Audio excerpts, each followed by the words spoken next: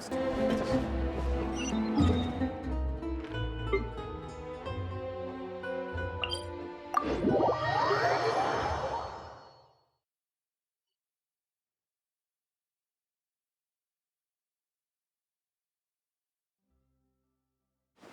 place looks deserted. Guess all the survivors must have evacuated already. All that's left here are signs of devastation. Could Farina really be here? Let's try to find her as soon as possible.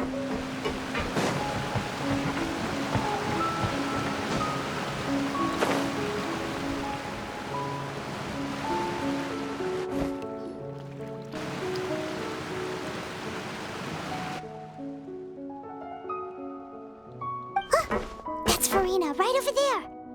She really is here all on her own.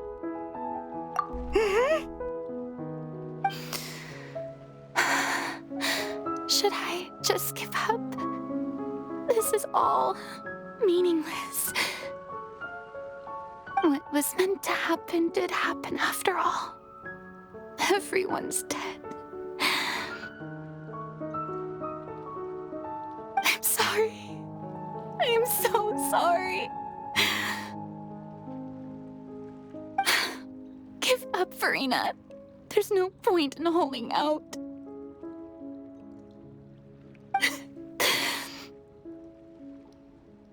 I'm sorry. But what can I even do other than to repeat meaningless apologies over and over? Who's that? Don't worry, Farina. It's just us.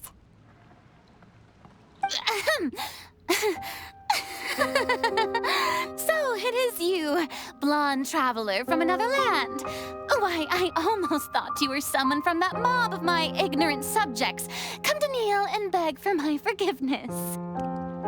Farina, you were crying just now, weren't you? The tear stains on your face are obvious. What do you mean, tear stains? Oh, I remember. The show at the Opera House earlier this morning was so moving. I'm still trying to process it. Who did that uncivilized rabble think they were, disturbing my enjoyment of the arts? They even dare to tout their Archon. I must teach them a lesson.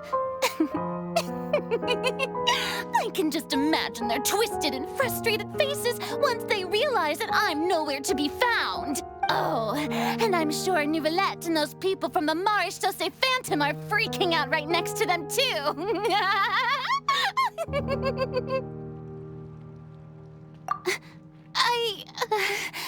Of course not. Hey, there she is! The Hydro Archon's over there! Quick, after her!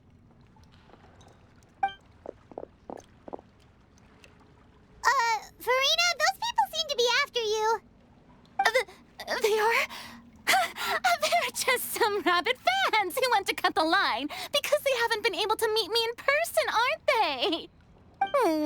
That's against the rules. I can't let them get their way. Farina just ran off. Quick, we have to catch up with her.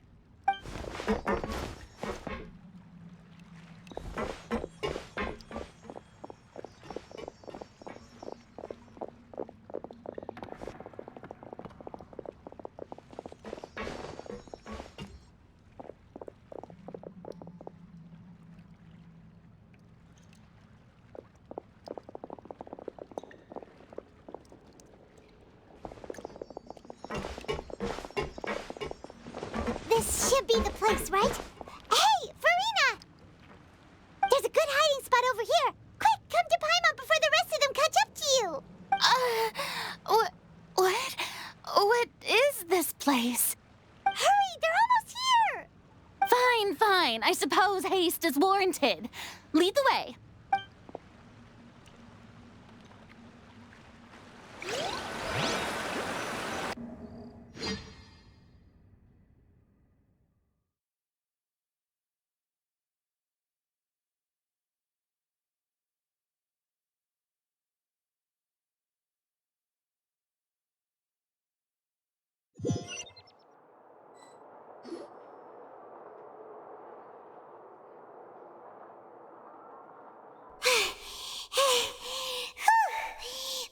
exhausted.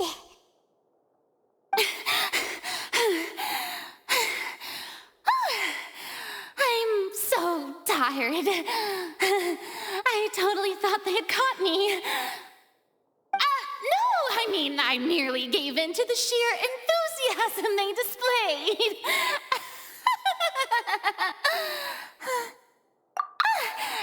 You're right. Yep, that's a good girl.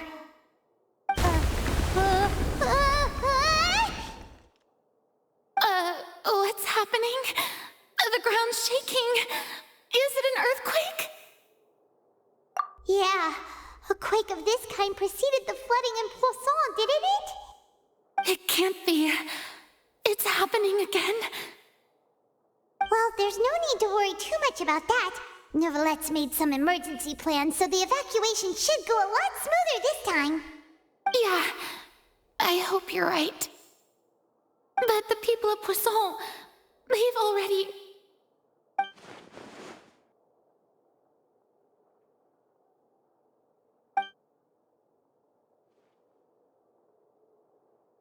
It's true. I've been investigating the prophecy for hundreds of years. I once had informants all over Tevat, searching for clues and feeding information back to me. I've tried all kinds of ways, too, to hold back the sea. Anything to keep the coastline from advancing. But all my efforts proved to be futile in the end. Really, the truth has been clear to me for a very long time. We cannot make an enemy of the divine. No matter what we do, the will of the heavenly principles will have its way, and the prophecy shall be fulfilled. Give up. I do love the sound of that phrase. It would mean finally coming to terms with fate, but also for me to finally be free. Indeed, I've thought about giving up so many times, especially after we almost lost Poisson. Fate is really unreasonable, isn't it? It has no heart and obeys no rules. The prophecy has only just started to come true, and so many people have already lost their lives. But just now, it all became clear to me. I still don't have the right to come to terms with fate on behalf of everyone else. As long as the final moment hasn't come, it's still not too late. Don't worry. I will keep hope alive for everyone until the very end.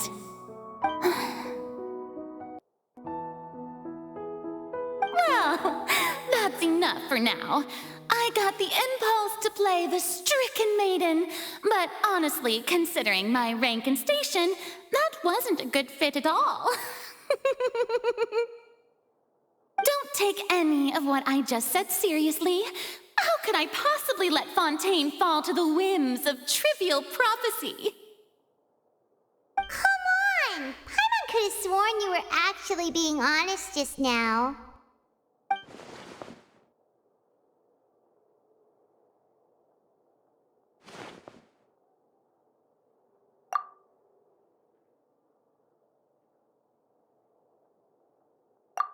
Share my burden. That's impossible. It was fated right from the start that this would be my duty alone.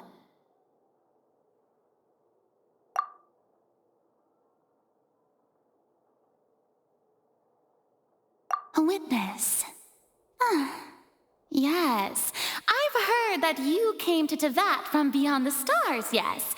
In other words, you never belonged here.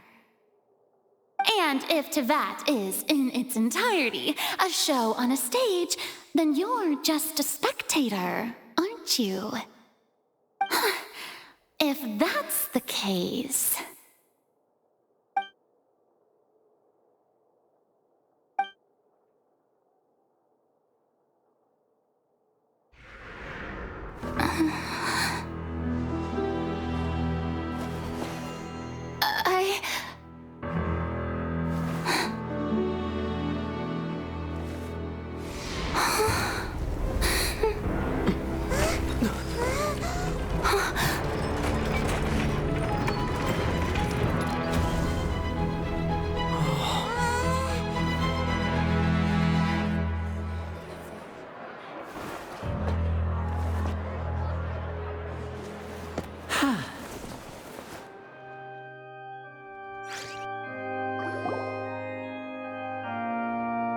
Ladies and gentlemen, this concludes my opening performance. Now, without further ado, we may proceed to the trial of our god. So this is what it is. Yes, you deserve praise for the effort you took to raise the dramatic stakes. Do not forget, however, that I am Focalor, the god of justice, the embodiment of justice itself. Does it not strike you as even the least bit absurd to bring the very concept of justice to trial? May I interpret these words as your refusal to stand trial? In that case, you will have the opportunity to defend your honor through a duel. You would draw your blade against a god?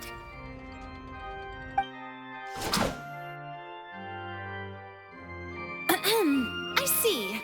It seems like you have made up your mind.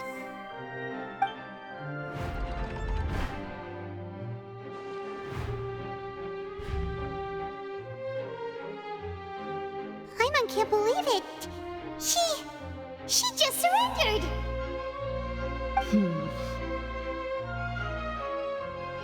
What the heck is going on? Did I just see an Archon surrender to a human? Wow, how utterly humiliating. Lady Farina, what is the meaning of this? It would seem that there has been a misunderstanding. To be clear, the raising of both hands is not always an indication of surrender. Looking for excuses again, huh? I raised my hands just now to indicate my acceptance of the trial. No duel shall be necessary. I will admit that I've been running away for a long time. I'm sorry, everyone. I was unable to protect the people of Poisson. It is my duty to stand trial for my crimes. You are not the only ones to be disappointed in me. I, too, am exceedingly disappointed in myself. But now, it is time for the Hydro Archon to show you her courage and resolve. I, Farina, will use this trial to show the world the true meaning of justice! This time, I will protect you.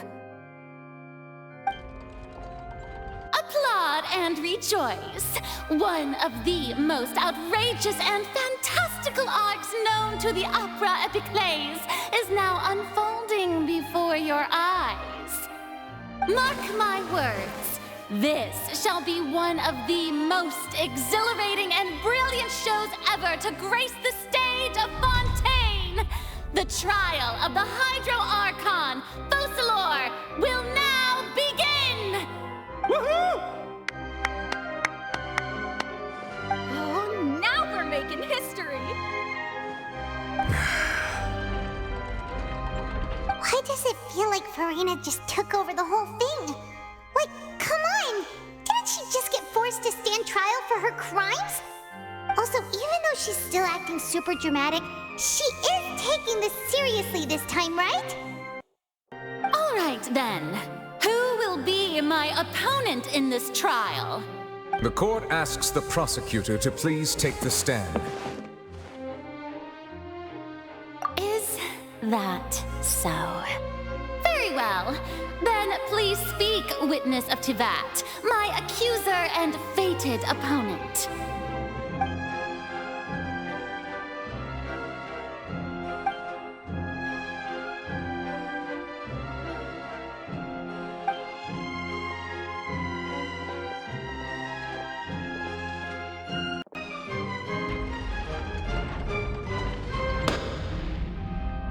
Also, please allow me to ask, as a final question before the trial begins.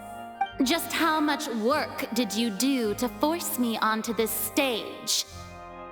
Well, we did do a lot of prep after the meeting that day. I can go over the tasks assigned to the Spina di Rosula. since they were rather straightforward and easy. Navia, the president of the Spina di Rasula. Most of the people who participated in the disturbance this morning were my subordinates. They changed into plain clothes and came to the Opera House as regular audience members, waiting for the perfect opportunity to incite insurrection against you. The people's resentment against their Archon has been building as more and more of the prophecy is fulfilled. A spark was all we needed to turn smoldering anger into a flame. Moreover, according to our understanding and analysis of you, when something like that occurred, you would likely flee the scene and head to Poisson by yourself. So, we arranged for a second group to lie in wait there. So, you mean the ones who scoured the settlement for me were also from the Spina? And their goal was to force you to step into the giant magic box so you may personally participate in the greatest magic performance in all of Fontainian history. That's right. That house was a magic box, rather than someone's residence. As the super ultimate version of the setup that I used when I first performed at the Opera Epiclese, the volume of the box was increased by a whole order of magnitude, and the distance it traversed was the entire gap between Poisson and Araneas. Its cargo, of course, was an Archon instead of a human. My thanks, Farina. Without your help, we could never have pulled off such an extraordinary performance. You're welcome? Of course, this performance was only made possible with Father's support. The House of the Hearth spent a massive amount of labor in Mora to pull this off. We had to select a location, construct the giant magic box, dig a tunnel, and open up a path through the water. It was a lot of work for all of us. So, in other words, the earthquake that we felt within the giant magic box was just a normal tremor from the transportation of the whole house? That's right. It wasn't a sign of another disaster to come. Then, I can guess Nervilette and Cloran's parts. You gathered a crowd, prepared a stage, and made sure that the champion duelist would be immediately ready for a fight. Also that as soon as I appeared on the stage, the trial may commence without a hitch. Am I right? Yes, that is correct. Well, Clorand, I must commend you for your courage. Only the most outstanding champion duelist in all of Fontaine would accept a duel with an Archon without flinching. Thank you. As for you, Traveler, I suppose your role was to keep me distracted with conversation once you found me in Poisson. You'd make sure that I didn't notice anything amiss before revealing yourself as my prosecutor once we'd arrived onto the stage. Oh?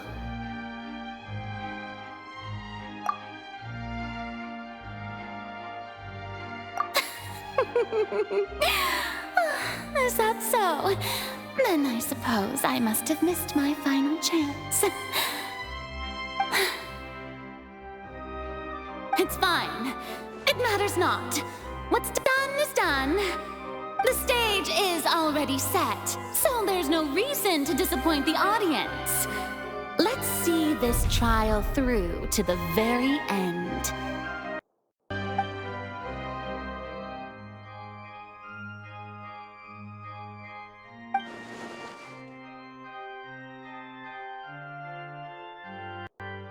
Sir Prosecutor, please allow me to pass this along. This is a document that Miss Charlotte applied for and received permission to share with you during the trial. According to her, it should speed up the proceedings. Huh? Charlotte wanted to give us something? Oh, so she's here too! Hey, Charlotte! Oh, let Paimon see. Isn't this the exclusive interview that she did with us before? So she's already finished it, huh? Oh, wait. then that means this document is a perfect timeline of everything that's happened ever since we stepped foot in Fontaine. So in other words, we can refer to this anthology of evidence every time we want to use something from our journey as evidence for an argument. Let's quickly confirm the information in it. Just think of it as a refresher, alright? You defeated the Hydro Archon in the very first duel you took part in at the Opera House. That's one for the history books, all right.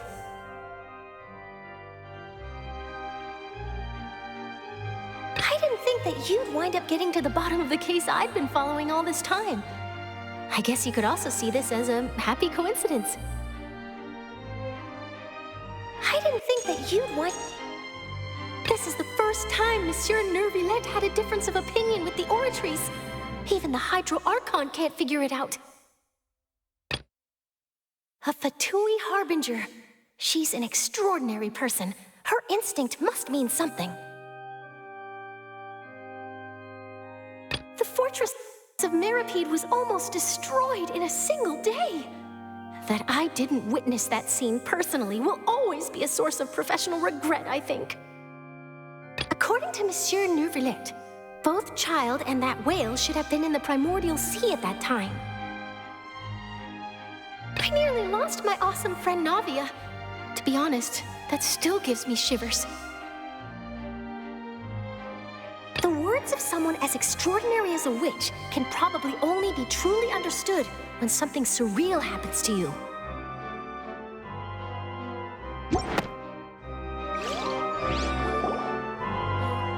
The prosecution and the defense are both in position. The trial shall now begin. Oh, come on, Nervillette. There's no need to repeat all the unimportant legalese. Just fast forward to the part where the prosecution lays out my offenses. As the defendant and the lead actress of this performance, I still haven't even been informed of my supposed guilt in all of this. Of course, it is only natural for humans to struggle to understand the actions of a god. However, you will need more than that to convict me of a crime. That's true, but my charge here is unrelated to your conduct as an Archon. Instead, I would like to charge you as a fraud who's never been the Archon in the first place. Wait, what was that? Lady Farina's a fraud? Hey, I came here thinking that we were going to try the Hydro Archon for forsaking her duty, but did I hear that right? She's not our Archon at all? Charge accepted. Lady Farina, do you plead guilty to the charge? Lady Farina.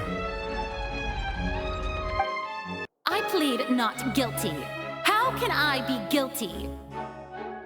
There is no way that I, Focalor, otherwise known as Farina de Fontaine, a member of the Seven and the Regina of all waters, kindreds, peoples, and laws of Fontaine, could be anything other than your true Archon. Yeah, even though Lady Farina can be rather eccentric, isn't it going too far to doubt her very identity? Yeah, I've never questioned her identity either. Sure, Lady Farina can be super irresponsible, but what grounds does that prosecutor have to make such a huge claim? I have cause to believe that common sense will prevail in this case. Many of the members of the audience have known me as the Hydro Archon ever since they were born. There would be no fooling their memory. See? Even the Oratrice has decided to show me its favor. Are you sure you want to commit to a charge that will never be upheld? If you wish to drop the case, I can promise you as the God of Justice that you will not have to face trial for making a false accusation. We will treat everything that's happened as a dramatic spectacle and move on with our lives. What do you say to that? An argument with near impossible odds, huh? We have to not only refute Farina's claims, but also overturn the long-held beliefs of the people. Well, I tried to give you the chance to surrender. If you must persist, then let me ask. If you believe I'm not the Archon, then what manner of being do you think I am? And if I was not the Archon, then how did I manage to live for over 500 years?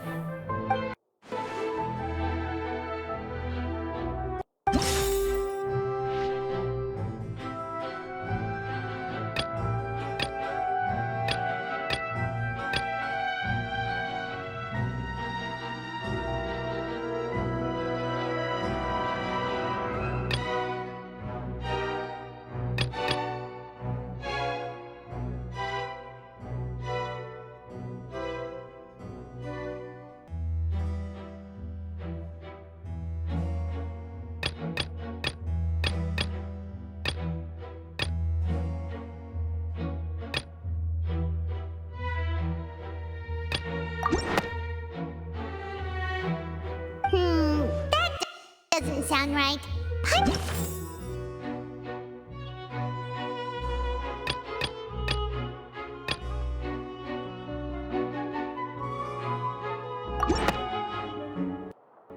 First of all, you may be a member of another long-lived race, which would allow you to naturally possess an extended lifespan.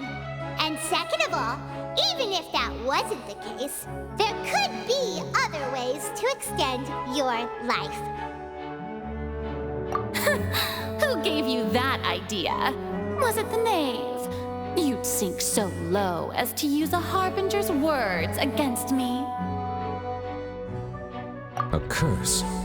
I once thought it possible that the aura of an Archon might naturally resemble a type of curse. But in light of this claim, perhaps what I sensed was not your divinity, but a curse after all. You sensed it too, huh, Neverlet? Lady Farina is actually a human? Well, it is true that it's extremely difficult to tell humans and gods apart just by looking at them. It's not impossible.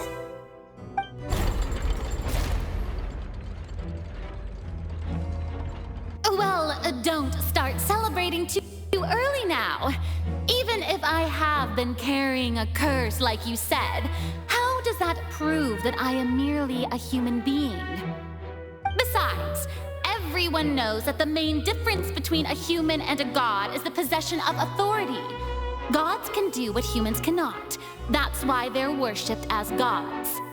For centuries, manifestations of my authority have served the nation of Fontaine. One need only to turn their eyes towards the Oratrice Mécanique d'Analyse Cardinal in this very opera house, or consider the endemnitium that is used in every aspect of life.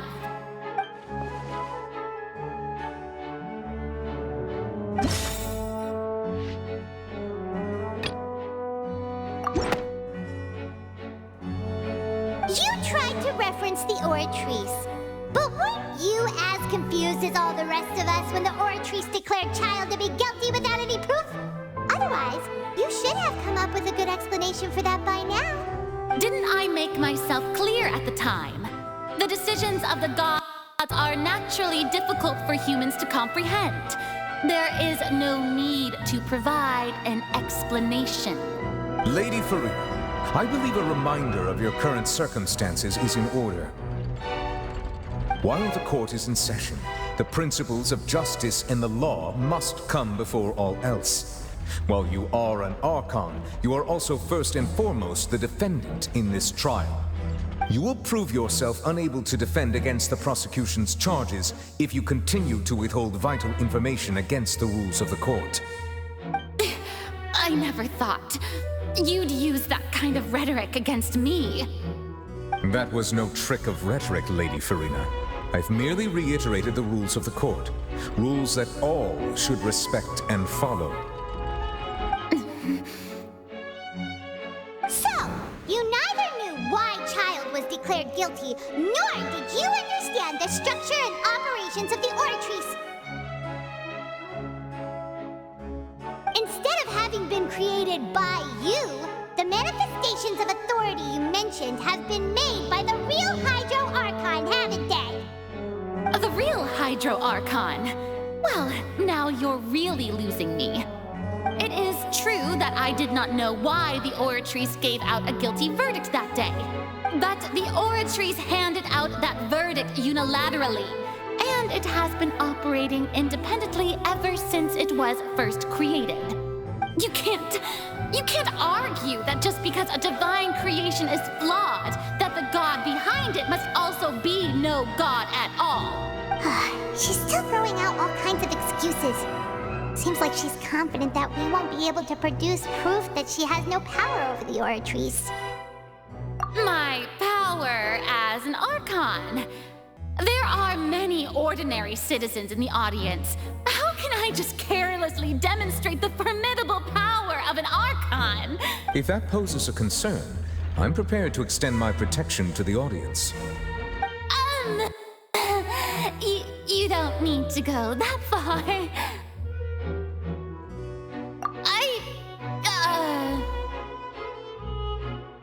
Aren't you the Hydro Archon? Or is it that you can't even wield the power of Hydro, much less the authority of a god? Indemnitium! Yes! It's all because of Indemnitium! All Archons derive their power from the faith of the people, and I've converted the people's faith in justice into Indemnitium! Thus did I give up all of my divine power to provide everyone with energy for their daily lives. Have you ever seen a more magnanimous god? Isn't that a huge stretch? Yeah, no matter how generous an Archon can be, how could they give up all their power? Can a god with no power even still be called a god?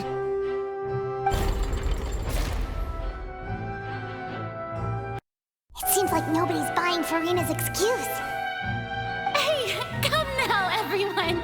Please don't stare at me as if I was a liar! I'm still the same Farina you knew, right? The one that you loved!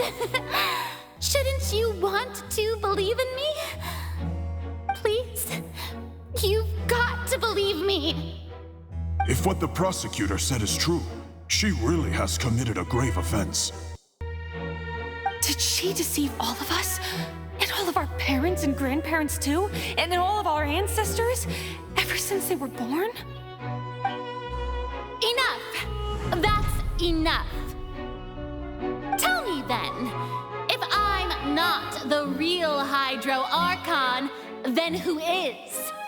If you have no evidence of another Hydro Archon's existence, nor can you find anyone who can back up their claim to be such, then what grounds have you to say that I'm not actually the real deal?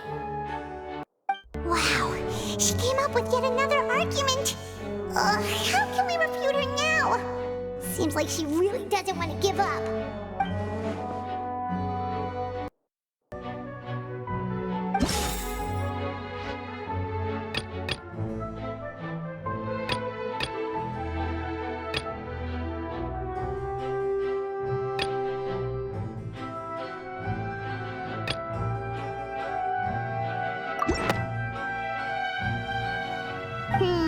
That doesn't...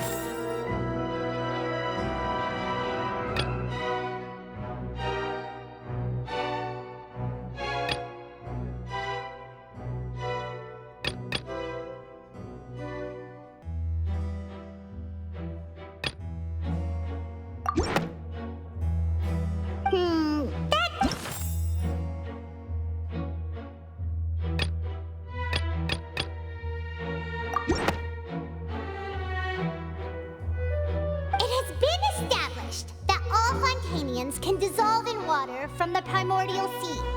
And that means... Since you insist on claiming to be a god and not a human, then there's a method that you can use right here and now to eliminate all suspicions of you being the latter. Miss Navia, please apply to serve as a temporary attorney for the prosecution before addressing the court. Though you act in partnership with the prosecutor, you must still adhere to proper procedure. Super sorry, Monsieur Chief Justice.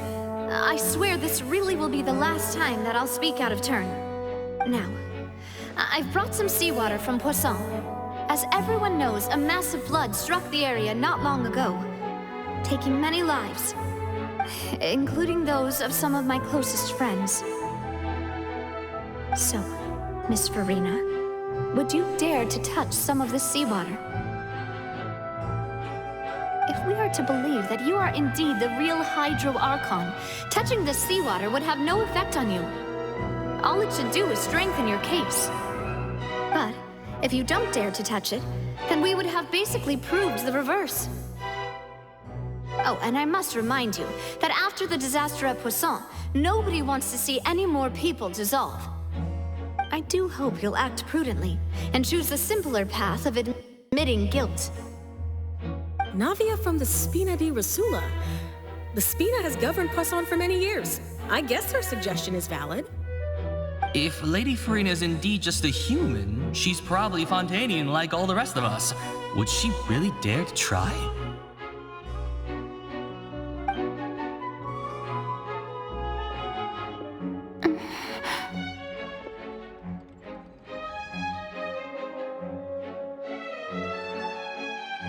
Lady Farina, this test has been unilaterally proposed by the prosecution.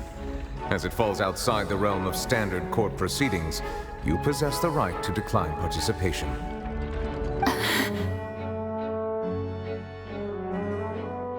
Well, of course he had to tell her that.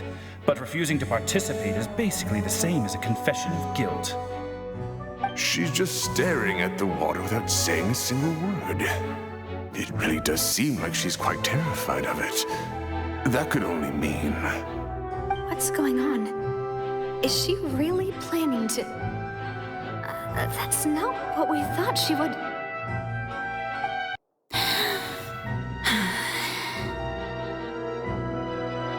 Due to the inherent risk of the test, Lady Farina, you may... Hey!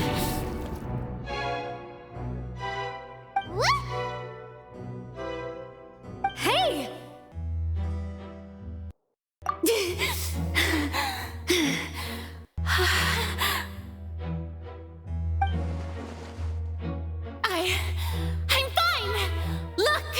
Look at me, everyone! My hand is still here! I haven't been dissolved! Will you believe me now? I really am your Archon! I'm nothing like a normal human who would fall apart as soon as they touch this water! Really? Was this not the most obvious thing in the world? Miss Siegewin? If you're present, Miss Siegewin, please come forward and attend to the defendant. Siegewin? Don't be nervous. It'll just take a few seconds. Let me see. That should be enough.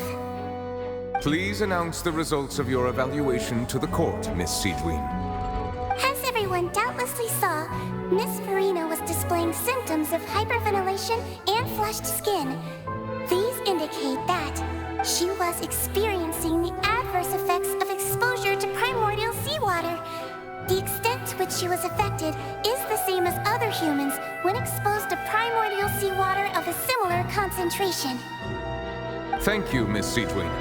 Lady Farina, you may return to the defendant's stand. Oh, wait. What did she just say? I didn't get dissolved. Shouldn't that be enough to prove my innocence? Well, considering your tendency to run from your problems, we did originally prepare a direct sample of the seawater around Poisson.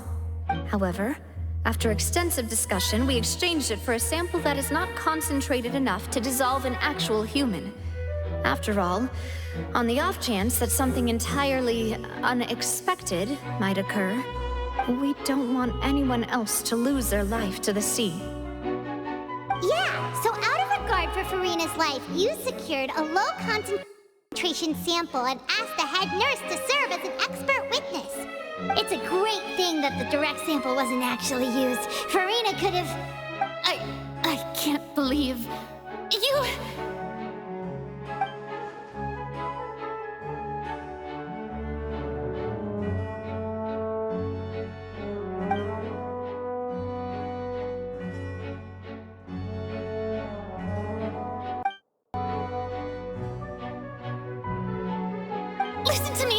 Listen to me, everyone. Please don't give me such cold and disdainful looks. What happened just now didn't prove a single thing. Think about it. How can you conclusively prove that an Archon can't also be affected by the primordial seawater? Also, if I was really just a human, why would I dare to just put my hand in that kind of water?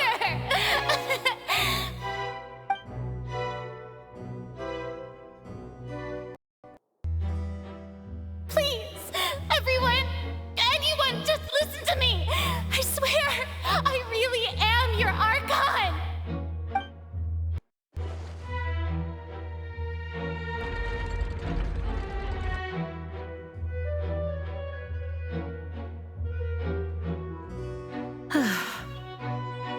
I don't think anything she says at this point will sway anyone. The odds are just too stacked against her now. With all the things that have been said, Paimon doesn't think there's any way left for Farina to win. I believe the time for arguments and presentation of evidence has come to an end. If there are no objections, we will move on to the final judgment.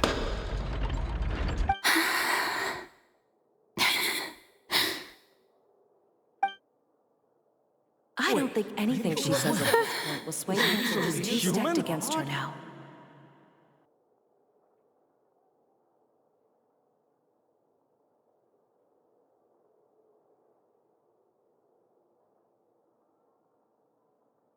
In my capacity as Chief Justice, I shall now render judgment on Farina's misrepresentation of herself as the Archon of Fontaine. As a human who knowingly deceived her fellow citizens, Farina is... guilty.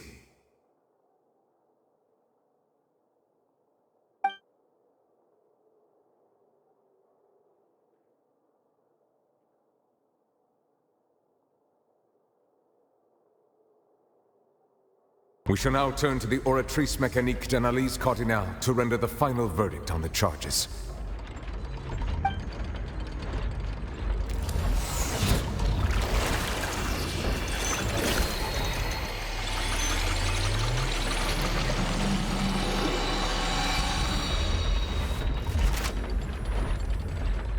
According to the judgment of the Oratrice Mécanique d'Analyse Cardinale, Farina is...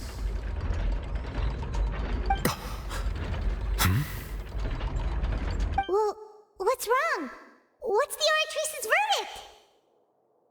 No, the Oratrice also displays a guilty verdict. Isn't that correct then? However, the exact wording of the verdict is thus. The Hydro Archon, guilty, to be punished via the death sentence.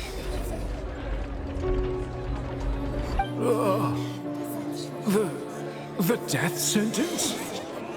That's actually one of the available sentences? I've always thought that it was just a myth. The one and only time the death sentence has been handed out at the court, and it's been given to the very person we've worshipped as the god of justice? What an unexpected twist. Farina's been sentenced to death by the Oratrice? We just wanted to use the trial to show her the seriousness of things so she'd tell us the truth. How did things escalate this quickly? This outcome is indeed quite strange. According to Fontaine's current definitions of justice, as well as its recommendations for criminal sentences, is this sentence really appropriate for the crimes that have been committed? Yeah! Even Fauché wasn't sentenced to death by the Oratrice. You know, the real evil mastermind behind the serial disappearances case. Indeed. Not only is Farina's sentence overly excessive, the very point of our trial today was also to prove that Farina has never been the Hydro Archon in the first place. But now, the Oratrice seems to have deliberately invoked the title of the Hydro Archon. What does this mean?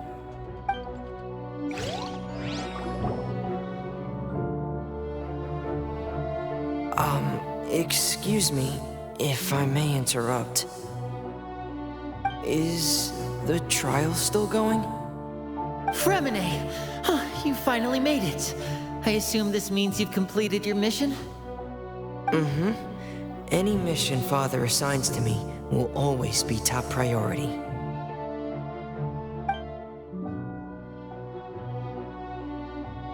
Is that the first prophecy slate? Huh. So the knave privately arranged for Fremine to try and find the missing slate. I looked everywhere and finally found it at the bottom of the sea. It took me a long time to get around some dangerous stretches of water. But has the trial already concluded? Then doesn't that mean I've come too late? Oh no. Father will be disappointed in me. Thank you for your hard work, Mr. Fremine. Please allow me to review the record left on the slate.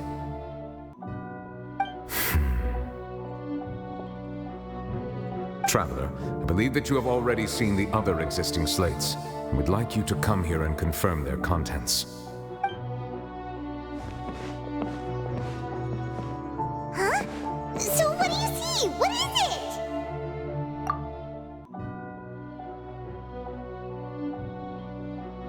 I believe I've now made sense of the Hydro Archon's crime. It has to do with Fontaine's lost history. Huh? Isn't the Hydro Archon just guilty of deceiving her people? Oh, wait, no, that's Farina, and we've already proven that she's not the Hydro Archon. So when you say Hydro Archon, do you mean the real Hydro Archon we've been kinda talking about? In truth, everything that you've encountered in Fontaine up until this point can be traced back to the contents of these stone slates. However, I'm uncertain as to how much sense they currently make to you. Okay, let's try to recall the contents of the other 3 stone slates. Paimon will do her best to help you remember.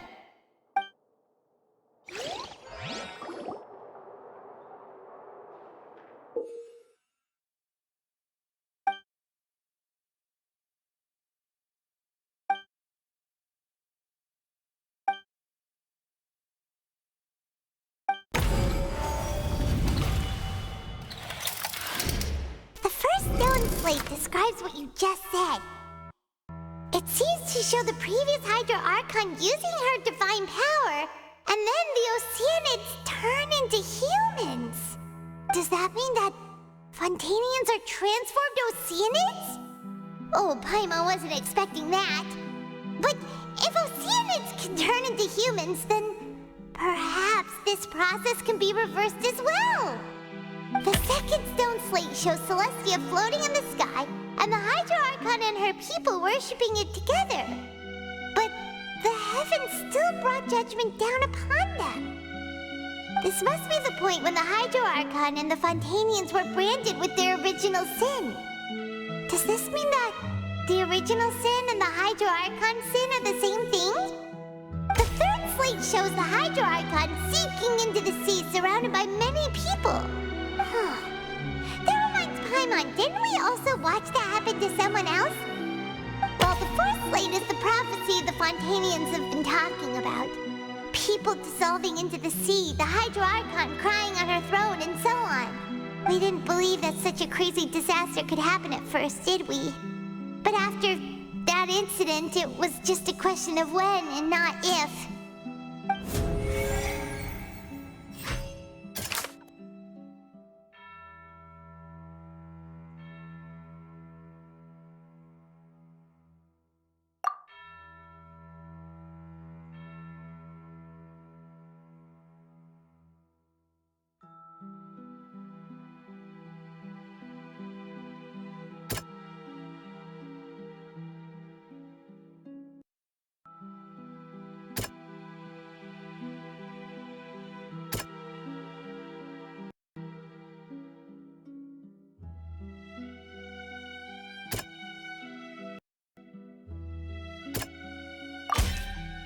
We know from the case of the serial disappearances of young women that Fontainians can be dissolved in primordial seawater, and the first stone slate tells us that long ago, the Hydro Archon used her power to turn Oceanids into humans. This might be the reason that Fontainians can dissolve.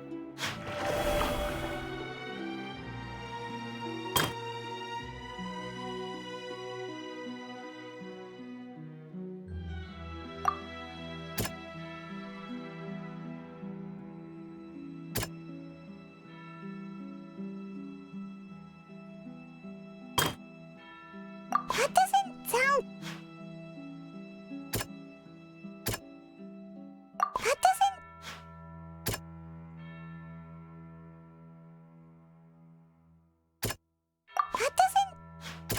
That doesn't... Perhaps what is about to take place has all happened before. The true sin of the Hydro Archon that Nervalette mentioned, and the original sin cast down on the people of Fontaine by Celestia, as recorded on the stone slates.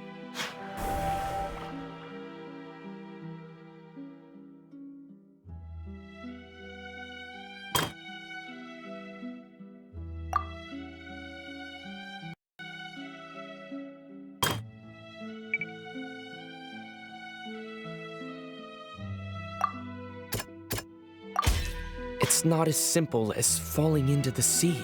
When Navia fell into the sea, her consciousness was subjected to judgment. The stone slates show the people gathered around the Hydro Archon in the sea. Could that be alluding to the same thing?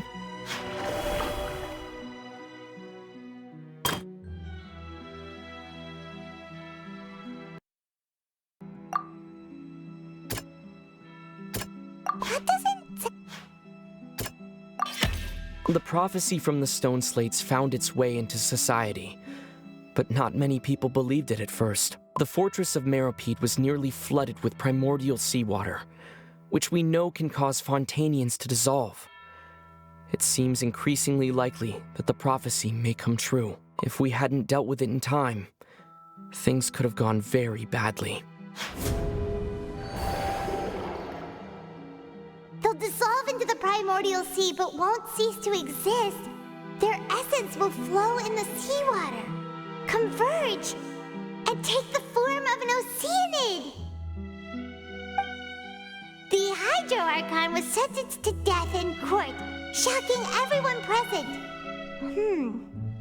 Perhaps this means that her sin was actually Fontaine's original sin. Navia fell into the water inside those ruins, and she nearly dissolved.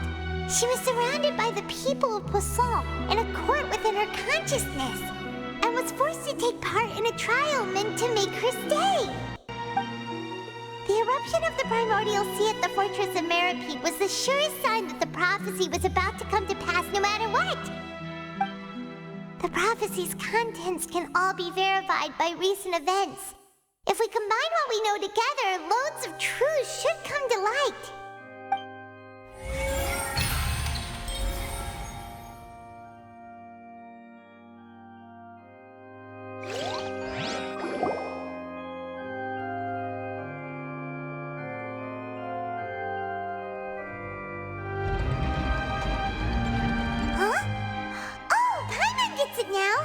So that's how you can make sense of it. But then it feels like we're going to have to share some truly shocking revelations. Let's hear them. Incredible. Linny, did you hear that? We're not real humans. All Fontainians were originally created by the late previous Hydro Archon, with Oceanids as their basis. The evidence for that can be found in how only Fontainians could dissolve in primordial seawater, and how all the girls Vacher dissolved were also turned into Oceanids. Oh, and according to Navia, when she was about to get dissolved, she also saw everyone gathered around for a trial, all of them in the shape of Oceanids. Indeed. Yeah, and it follows from the content of the first slate that she probably angered Celestia by creating human actions without prior permission.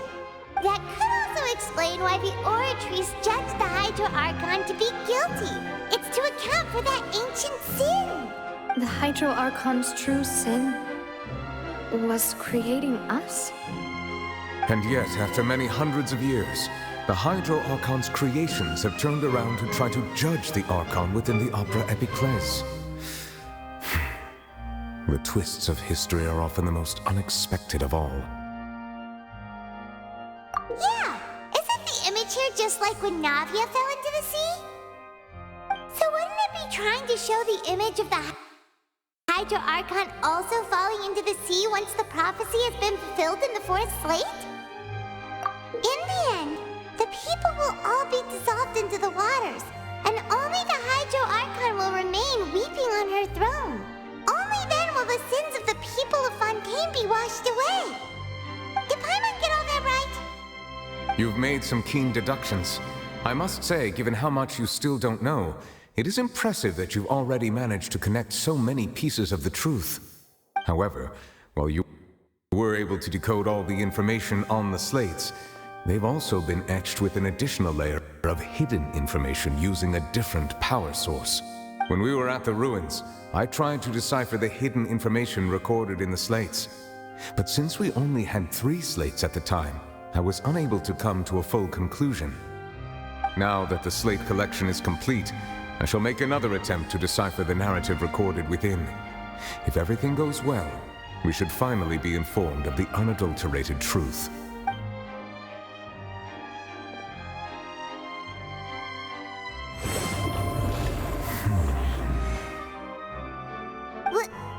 Well?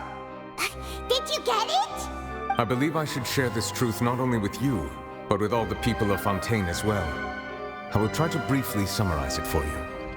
Your hypotheses regarding the origin of Fontainians and the sin of the Hydro Archon were both correct. In the Fontaine of old, the previous Hydro Archon sensed the yearning of her Oceanid familiars for life on land.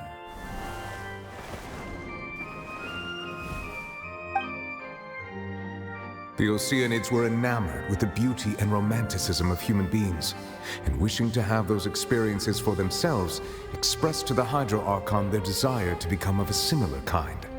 However, even though water as an element is intricately linked with the power of life, the Hydro Archon, as one of the 7, did not possess the authority to create a new form of human life. Not one to give in, she eventually found a way to create permanent humanoid bodies for her familiars by appropriating the power of this planet's primordial sea. She poured primordial seawater into the Oceanid's blood vessels, creating humanoid mimics in the process. But if Fontainians were to ever come into direct contact with water from the primordial sea, the power within their bodies would escape these artificial restraints and return to the sea. As a result, their forms would collapse, and they would be reverted to their original forms as Oceanids. Of course, the Hydro Archon never received permission from the heavenly principles to create a new human race. And thus, the Hydro Archon and all of her creations came to shoulder the original sin of appropriating the power of the primordial sea. That is the true history of how the people of Fontaine first came into being. So we were all Oceanids before we turned into human beings? That's way too much information for me. I think I'm just going to pretend that I never heard a single thing.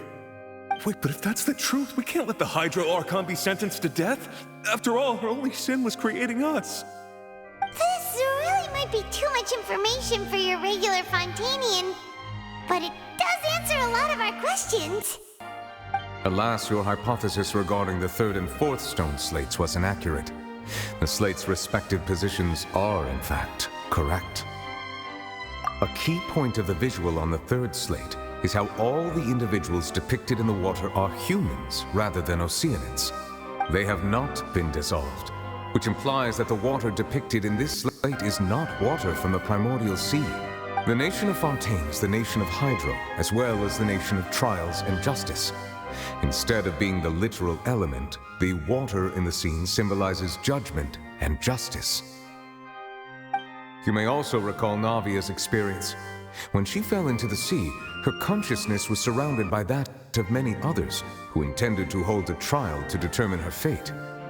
Therefore, the meaning of the third slate is that the people of Fontaine shall try the Hydro Archon at the court of justice. Yes, it refers to our present situation.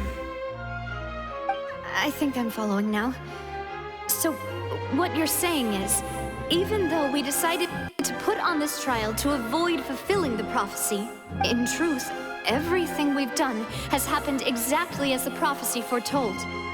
So now, it seems, we're the ones making sure it comes true. What should we do? Huh. No matter what, the prophecy will be fulfilled. Is this what it feels like to be a prisoner of fate? If that's the case, does that mean the scene in the fourth slate will also be fulfilled soon? Traveler, I would like to point out another small fallacy in your deductions. About the fourth slate, you probably thought that the eruption of primordial seawater beneath the fortress of Meripede served as the surest sign that the prophecy was about to come to pass, yes? However, I believe that rather than being a sure sign, that eruption could in fact only be a small warning of something far worse to come. As for the root cause of the catastrophe, I believe you've already encountered it once before.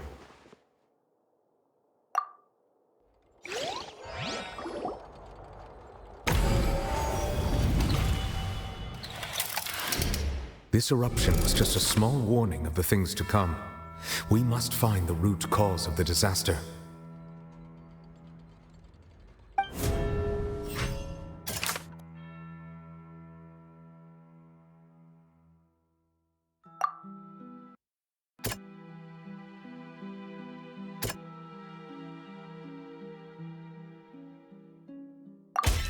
It was both dream and reality. If we're talking about a true culprit, that could only be that thing inside the primordial sea, right? The truth, the original sin, the trial, and the root cause of the disaster.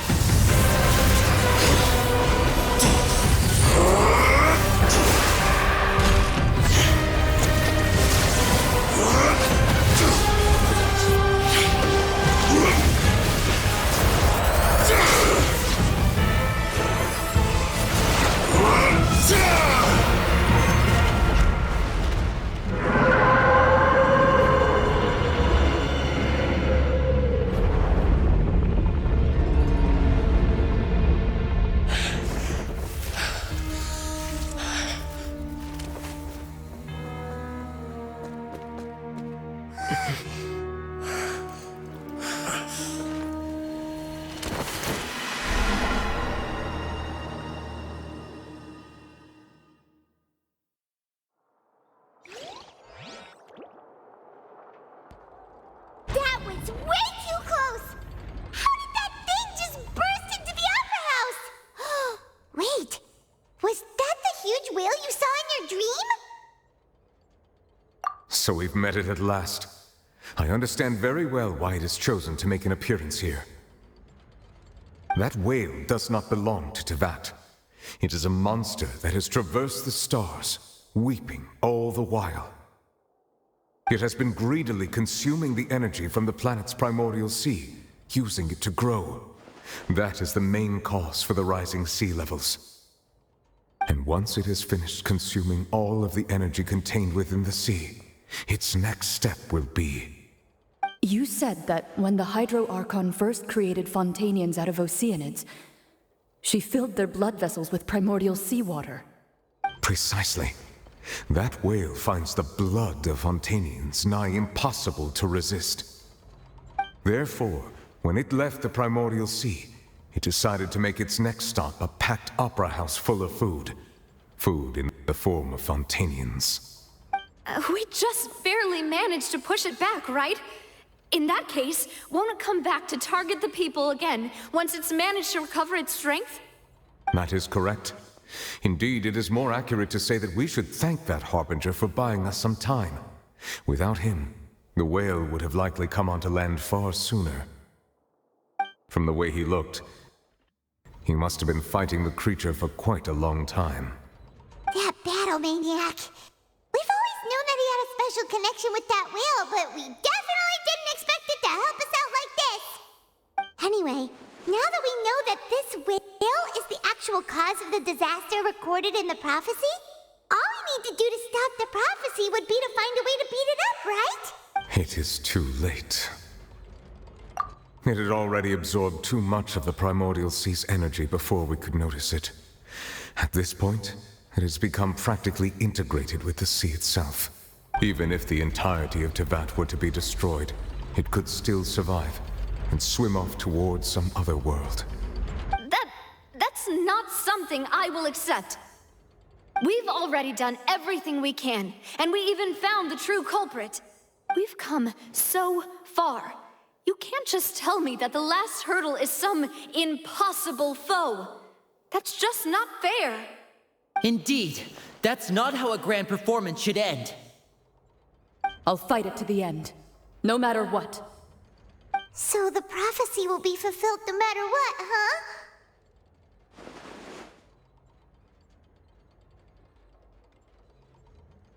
The prophecy. Yes, what has been prophesied will be fulfilled. You may view such things as the history of the future.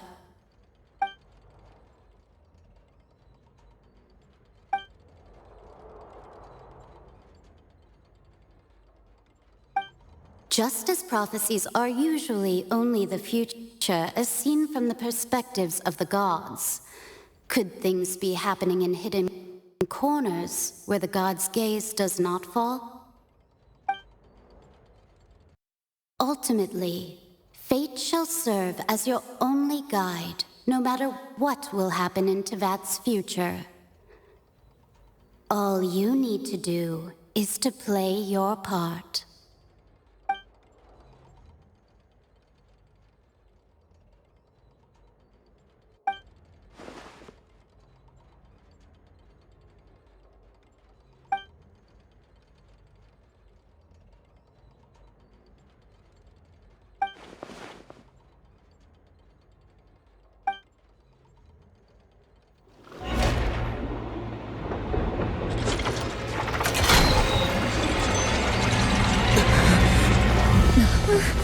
What's happening with the oratories? I believe it is preparing to carry out the death sentence.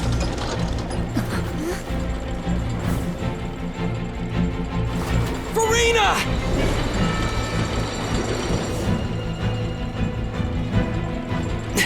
No, I still need answers.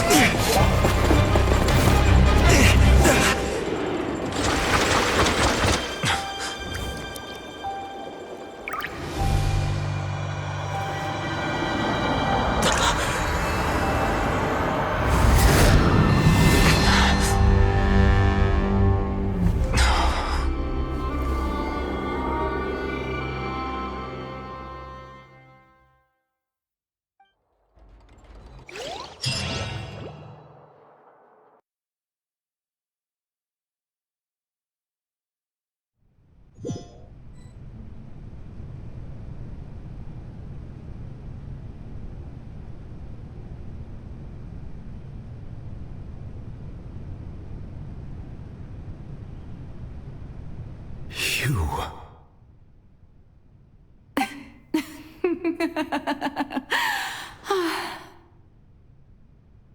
Sorry. That shocked expression on your face is just too amusing. I couldn't help myself. You are not Farina. Who are you? The sweet sound of bewilderment. Marvelous. A sure sign that my attempt to deceive everyone was a resounding success. But to answer your question, I am Focalor. You know, the god. Focalor? Why did you deceive us? Oh, that wasn't my goal, of course. Goodness, no. But I had to fool everyone else too, if I was to stand any chance of deceiving the heavenly principles. Deceiving the heavenly principles? It's all because of that pernicious prophecy. Dreadful, wasn't it? Everyone doomed to dissolve. Fontaine condemned to be flooded. One was not amused. In fact, one was positively bemused when that problem was thrust upon me by my dearest predecessor. That's the former Hydro Archon Egeria, for the uninitiated. It hardly gets more disastrous than a preordained national catastrophe, now does it? She knew full well that the prophecy would surely come to pass. And as one of the seven, she also knew full well that one defies the heavenly principles at one's peril. So yes, as you have no doubt surmised, it was a rather impossible situation that I found myself in. I spent a terribly long time mulling it over, alone on the ocean floor. And I was almost growing barnacles by the time I finally realized there was only one possible solution to this confounding conundrum. I had to outwit the heavenly principles, allow the prophecy to be fulfilled, ostensibly at least, while saving everyone at the same time. I'm a genius, I know. I can only assume that's why Egeria chose me as her successor. Although, looking back now, it was hardly the inheritance one dreams of. Between the task of saving the nation, the quotidian duties of the Hydro Archon, and not to mention the original sin of creating a new race of humans, I dare say she left me quite a colossal mess to clean up. But one can only play the hand one is dealt. I did not choose this, any more than I chose to be one of her Oceanid familiars. So you were also once one of the Oceanids, transformed into a human by Egeria's hand? Yes, I was. I always dreamed of becoming human. And I still do, even now. In my eyes, to be human is to be part of the greatest opera ever known. After becoming a god, I separated my divinity from my body and spirit, leaving behind only a self that was as naive and bewildered as my past self on her first day as a human being. The me you see before you now is that divinity. And the human counterpart I left behind, I named Farina. She could feel joy, sorrow, and everything in between. She could be as vain and conceited, or as meek and vulnerable as she wished. Her strengths were of a kind only a human could possess, as were her shortcomings. But in my eyes, Farina's humanity was what made her perfect. She was perfectly human in every way. The person I always wanted to be. Anyway, so then I cursed her. All part of the plan, of course. The plan to deceive the heavenly principles. Do you still remember the final scene of the prophecy? The Hydra Archon alone, weeping on her throne. In order that the prophecy might appear fulfilled, I invited Farina to be an actress, to play the part of the Hydra Archon in the prophecy. Under the curse I placed on her, so long as I, Focalor's divinity, continued to exist, she could not die. But nor was she free to live her life in the pursuit of happiness. Instead, she was forced to take the stage in the opera house, to embrace the role of leading lady, to forever play the part of the god from the prophecy, all to create a deceitful appearance of that prophecy coming to pass. I suppose now you probably understand why your court is called the Opera Epiclese. But Farina is only human, isn't she? Even though she has had a long life, her mind is no stronger than that of any other ordinary human being. I cannot begin to fathom what she has had to endure. It must have been torture for her. It has indeed. And although she is, in a sense, me in human form, I most definitely owe her an apology for it. It's been 500 years. And all along, she's been playing her part in the most unimaginably long, unbearably lonely, and agonizingly painful opera of all time.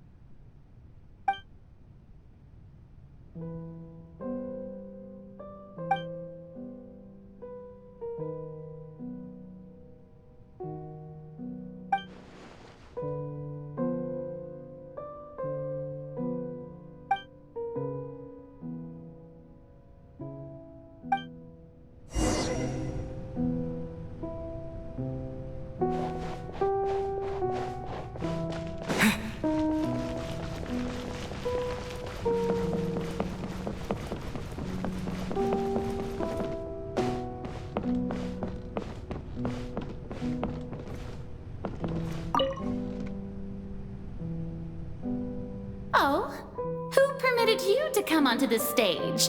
Now, I understand your admiration for my august self, but I must ask you to keep to the rules. All right. It is not my intent to reprimand you. There is no need to state your name. Just be off with you. Do not distract me from my performance. Oh, do not jest. Can you not feel it? I am Focalor. The eyes of countless Fontainians are upon me. I must, at all times, display the utmost elegance and nobility.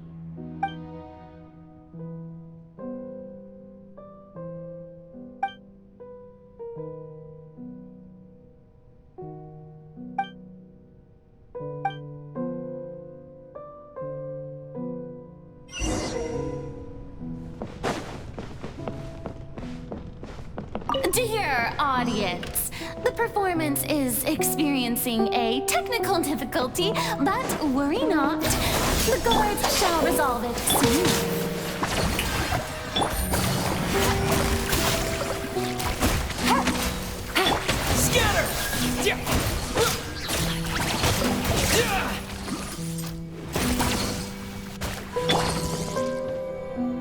Hey, what gives? The audience is still watching me, you know. Guards? Wait, where are the guards? Guards!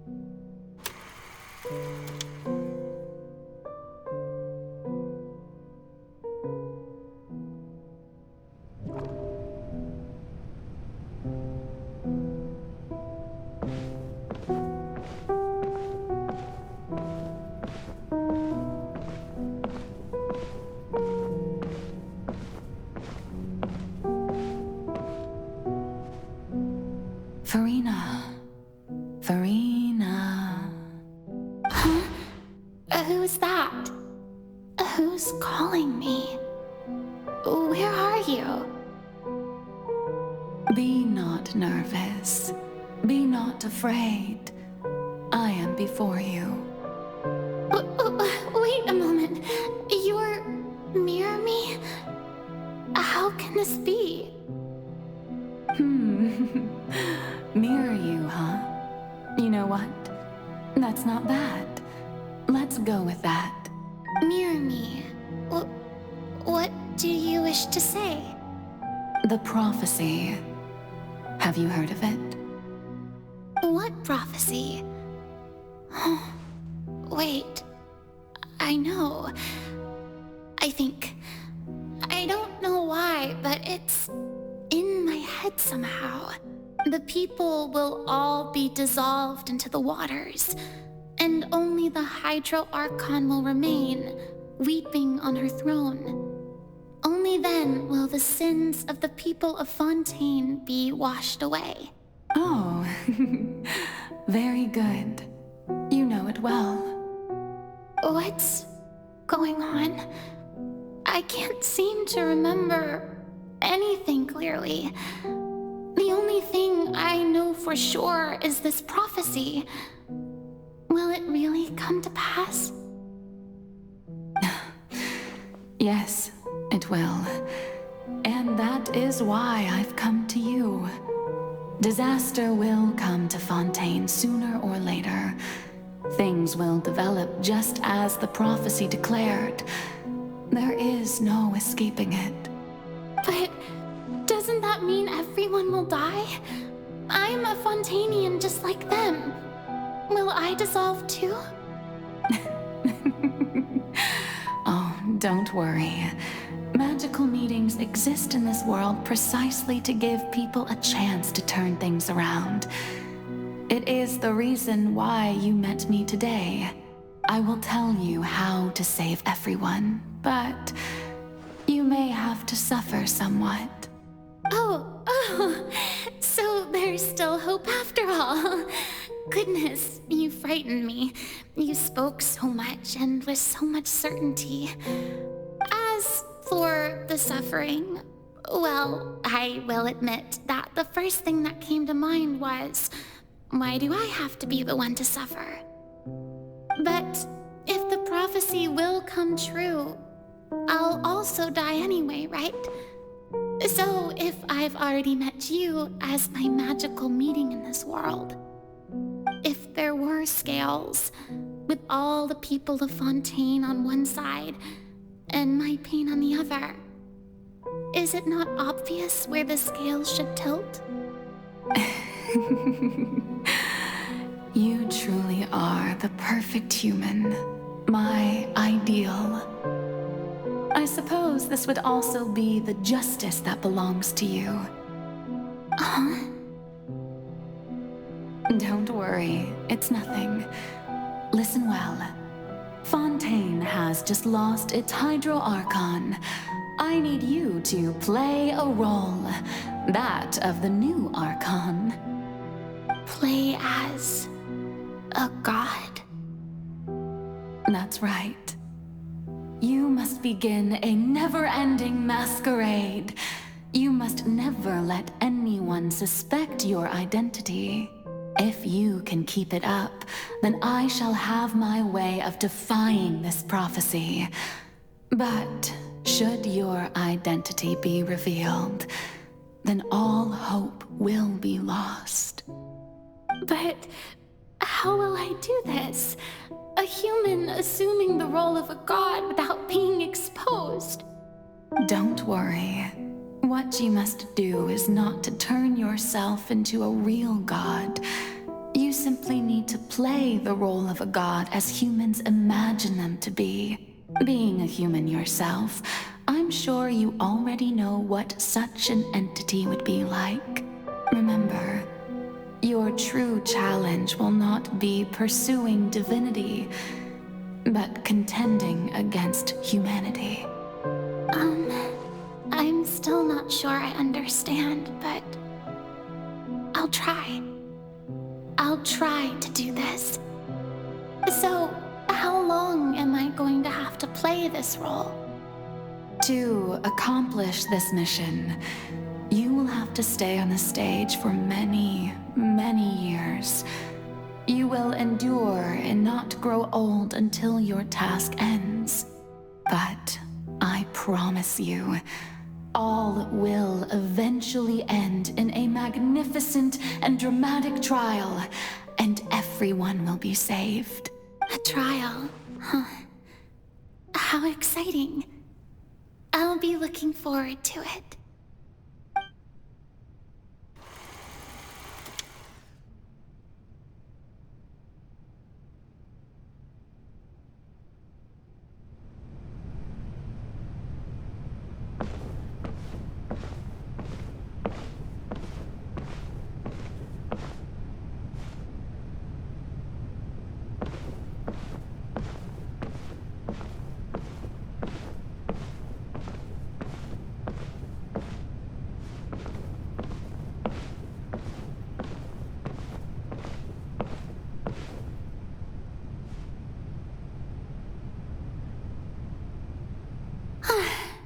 The Maison Cardinalise has announced my accession, but this is my first time facing the people.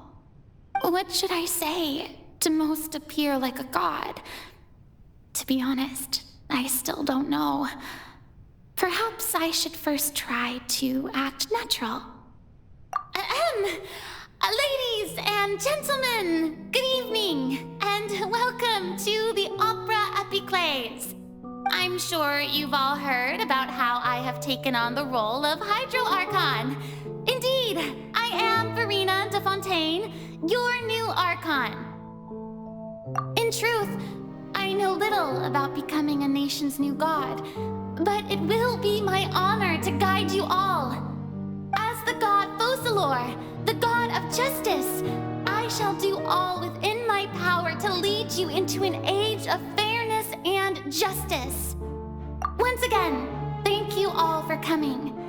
If you should have any questions or suggestions, please send them to the Maison Cardinalise. The future of Fontaine will require us to work together, after all. This should do it. I thought I might stammer, but thankfully, I was able to convey my thoughts just fine. Okay, and next. That's the new Hydro Archon. Is this some kind of joke by the Maison? I would have thought that a being that surpasses humanity would be a bit more assertive. Hey, did you hear that? She even told us to send her suggestions there at the end. Shouldn't gods be all-powerful? She's being so modest. What's the difference between her and an ordinary person, then? If you ask me, perhaps the succession didn't actually happen. She might just be a Maison-backed puppet. Wait, what's going on? Why is everyone suspecting me of being a fake? Oh, this is bad. If I get exposed here, there'll be no saving the people from the prophecy. Right. Mirmi said that I just need to play the role of a god as humans imagine them to be. Calm down, Verena. Think. What do the people want? How would they imagine a god to speak and act? Assertive, with a strong sense of presence. One who can dispel all doubt. That is the character I'm fated to play.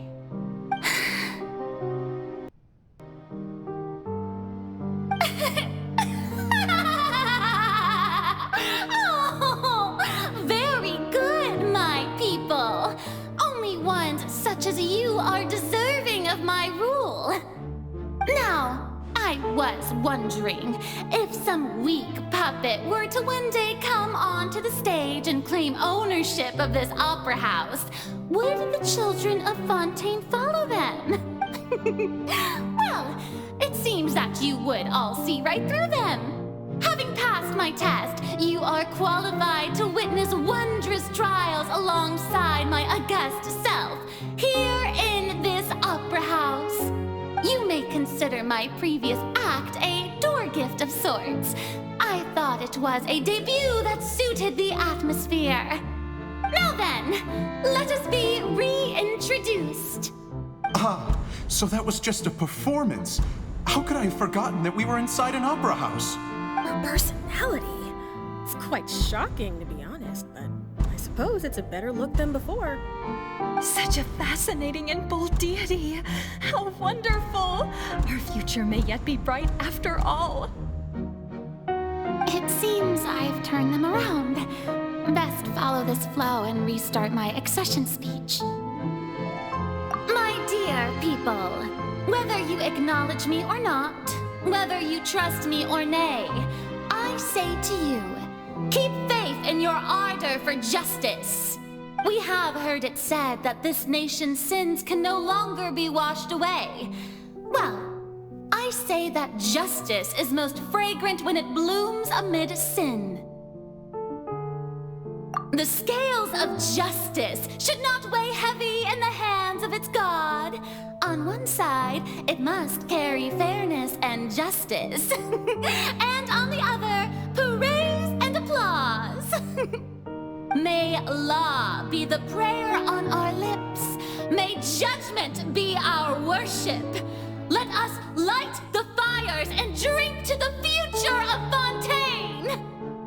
There is no trouble in this world that justice cannot solve.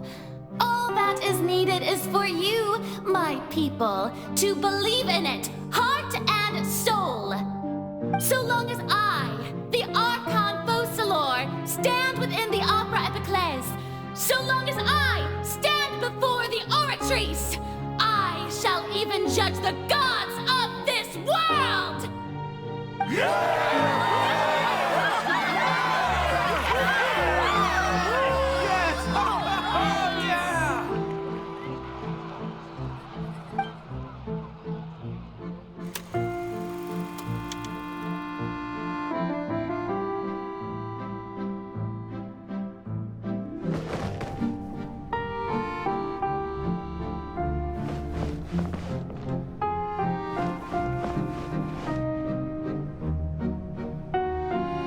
Lady Farina, here are today's case reports, as well as a summary of the follow-up for your perusal. Come now, was I not just at the Opera House in person? Leave these kinds of things to Neuvillette. Besides, none of these trials were the one that I'm looking forward to the most. If I may be so impertinent, what kind of trial are you truly looking forward to? A magnificent, dramatic, and wondrous trial. A trial to end all things.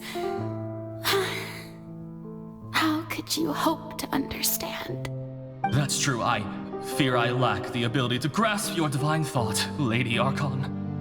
No need for fright, and do not take what I said before too seriously. Go now, do your duties. The trial I await.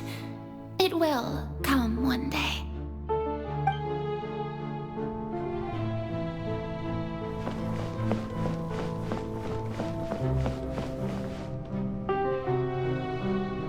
Lady Farina, I don't know what to say.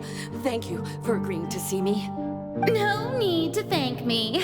Or rather, thank your own sense of perseverance instead. Long have you stood in line to meet me, have you not? I'm afraid that's just an inevitable consequence of my divine charm. All right, Deuteria, is it? How is your son's illness? You remembered me, and you knew of my family, too. He is doing much better now. In fact, he is far more of an ardent believer than I. He was the one who forced me to seek an audience with you, and to bring your words back to him.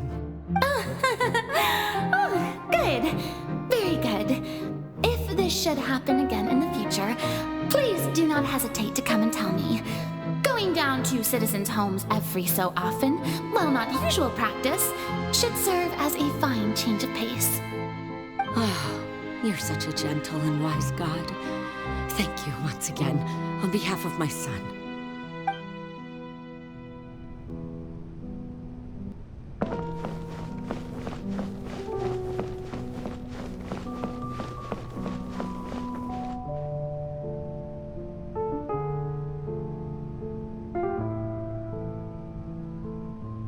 Lady Farina, here are the latest hydrological reports. As for the specific parameters you asked to take note of, I'm afraid things still don't look good. I see. It's as I thought then. As your god, I did already expect this, but I wanted to see how far your human wisdom would allow you to analyze it. All manner of signs indicate that the prophecy will still come to pass. Forget it. That's not something you need to worry about right now. Well, as I understand it, the Fontaine Research Institute is also trying to find a way to counter the rising water levels. Really? Have they found anything? I'm afraid that they haven't found any effective solution thus far. Oh, is that so? Well, no wonder. This issue has reached the realm of the gods, after all. Still, their spirit is praiseworthy.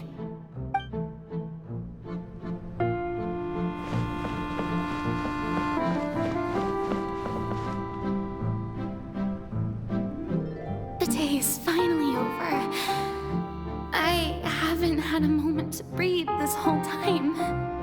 But it's good to see that everything's getting on track. There are no longer any voices of suspicion. Maybe this is fine. I just need to keep going, and everyone will be saved.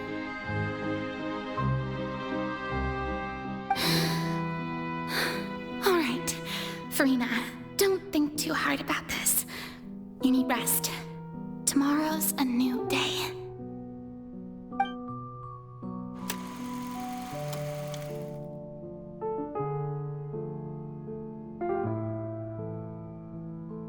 Lady Farina, here are the new trial reports for the latest cases, as well as a summary of the follow-up. There'll be no need for that.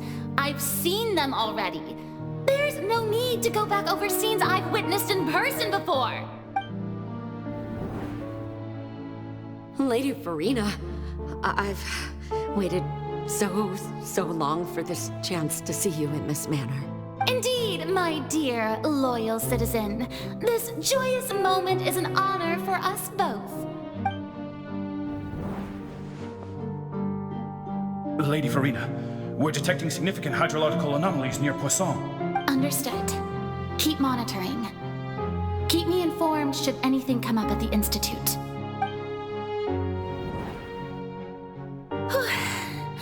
I don't think I let anything slip today. I must show the people that there is nothing to worry about. I just don't know when these days will end. I feel utterly exhausted. Best to rest early today, too.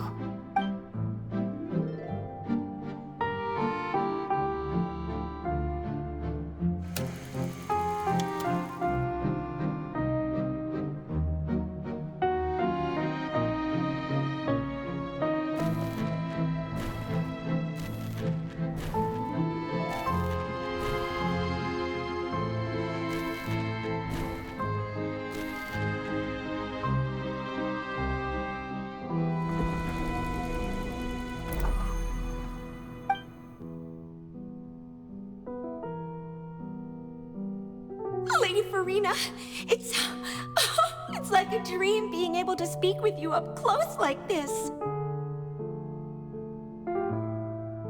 I've heard that the first member of our family who was honored to receive an audience with you was Madame Dioteria, almost 20 generations ago. And what a fine family yours is indeed. It brings me great joy to meet such a faithful believer, a descendant of a line most ardent. Surely you exaggerate, Lady Farina. My lady? What is it, good citizen? Oh, are you crying?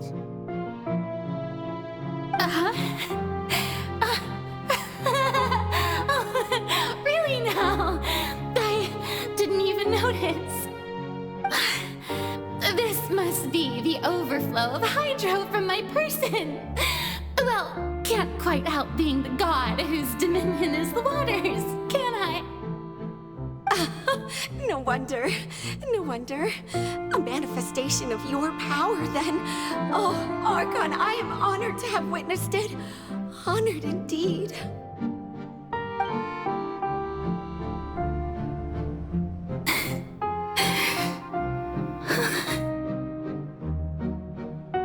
So interminable. So lonely. Just how much longer? Hundreds of years must have passed by now. Perhaps the show must go on for hundreds more. I never imagined that it would hurt so much. Have I reached my limit? No. Perhaps I reached it long ago. Today I didn't even notice my own tears. I want to tell someone, anyone, about this.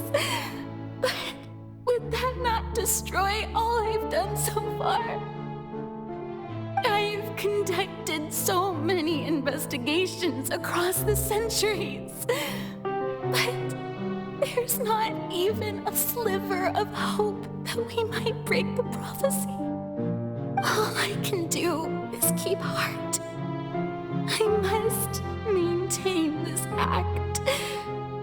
It is the only way to save Fontaine. Please, mirror me.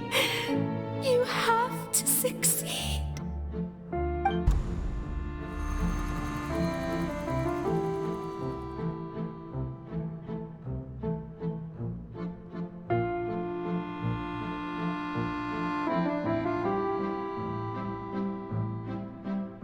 Farina, you don't have to shoulder this burden alone. Although I don't know what you might be keeping from everyone, your people are more than willing to share your burden with you.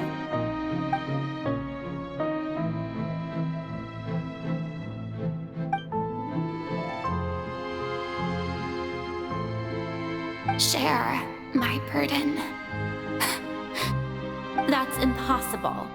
It was fated right from the start that this would be my duty alone. But even if your burden doesn't need to be shared, you can still choose to confide in someone. Just share it with me. I'm what you'd call a witness. A witness? Yes. I've heard that you came to Tevat from beyond the stars, yes. In other words, you never belonged here. And if Tevat is, in its entirety, a show on a stage, then you're just a spectator, aren't you? If that's the case... He's right. I could confide in him, couldn't I? But if things don't play out as expected, the people of Fontaine will be the ones to pay the price. No, Farina. You shouldn't be selfish.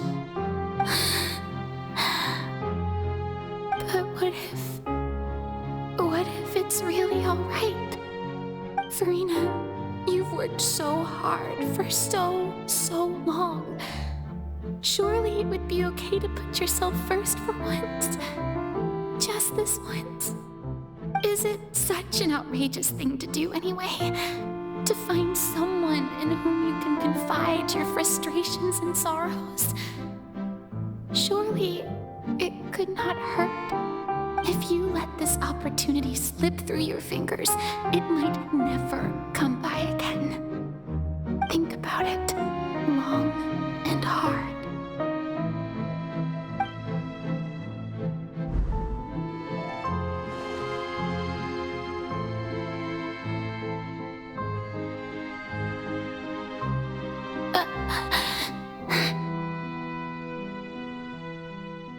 No, I have nothing to say. I am Farina, the Archon of Fontaine. Everything will surely get better. All you need to do, dear spectator, is to witness my performance until the curtains fall.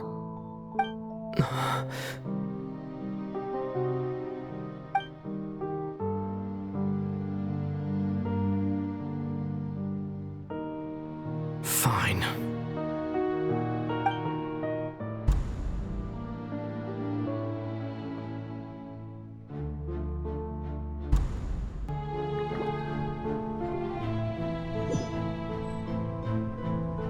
So even Farina doesn't know the truth? You've never once let her in on the full plan? Yes, it had to be done. To deceive the heavenly principles, you must first deceive yourself. She did very well. If she had let her resolve falter even once in these 5 centuries, Fontaine would have been doomed to the most tragic fate. It seems that trusting humanity was the right decision after all. I believe that I understand how your deception works, but that is only half the truth, is it not? How would you build on this foundation to save the people of Fontaine? That is the most important thing. Ah, good. Of course, the Iudex of Fontaine has pinpointed the crux of the issue. I'm sure you've long sensed that the Oratrice is no simple machine, yes? I've always suspected that it had its own consciousness. And Lenny did mention that he heard a human voice within the core chamber. It now seems that that person was you, hidden within the machine all along. Am I right? And then I became one with the Oratrice, taking Fontaine's gnosis with me. Yes, it would seem so, wouldn't it? Alas, your understanding of this device still lacks sufficient depth. In truth, it is no enactor of justice. It is, in fact, a device created to kill the god of justice. I beg your pardon? Oh, you have it.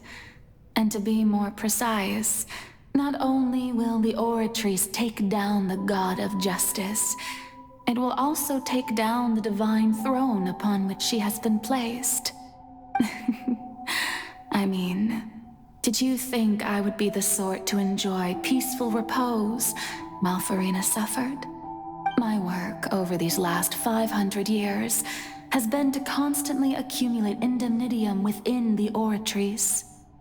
But really, some have already discovered that only a small fraction of the energy generated by the device was ever used to provide power to Fontaine.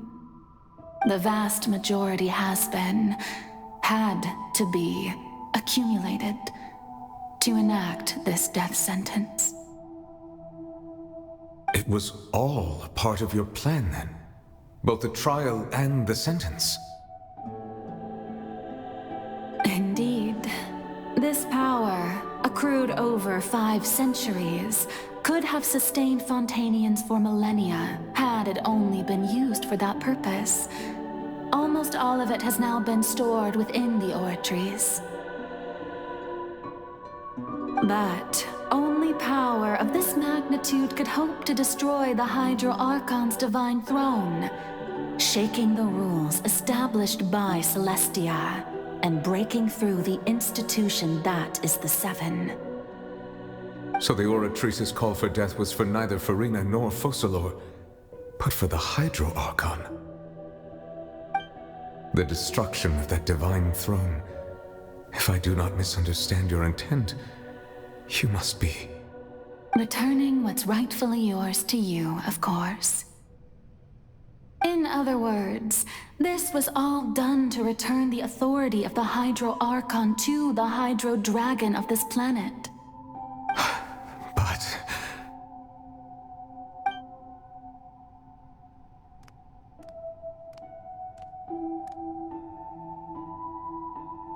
Oh, what? Getting sad again, are we? The authority of the ancient dragons shall soon be yours once more, O Hydro Dragon Sovereign. And this is the face you make. All you've done throughout the years is just so you can sacrifice yourself at the very end. I've never quite seen it that way, you know. Even now, I'm quite pleased at how well my deception worked.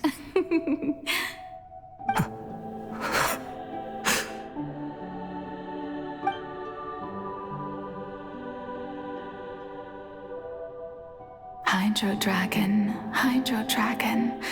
don't cry.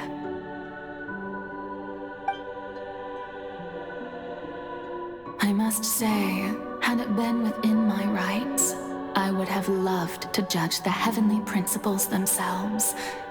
Were they not guilty of essentially the same crime? Egeria stole the power of the primordial sea, and the heavenly principles stole the power you ancient dragons possessed.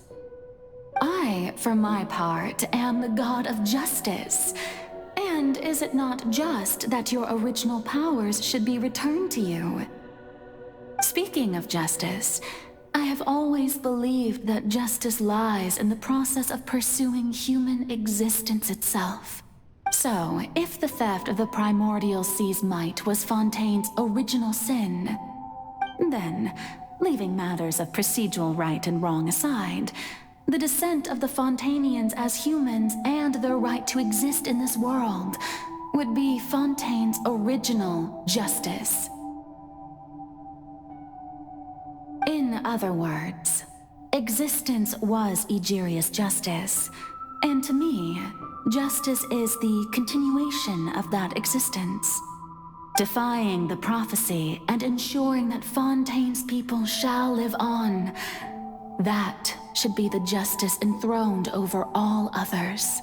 At this point, we, whether it be myself or all other Fontainians, have shouldered the burden of this sin for far too long. Iudex Neuvillette, the highest judge in our land, when you regain your full power as an elemental sovereign, what verdict shall you pass upon us? So when I was invited to the court of Fontaine to serve as Iudex, I see now that that was your idea too. At last, I now understand the true purpose behind this position. In the beginning, I was uninterested in human existence. But these 5 centuries of living alongside them have gradually brought about mutual understanding between us. And I have even attempted to feel as they feel. You are a devious one, Focalors. Things being as they are, surely you know that I could never declare them to be guilty.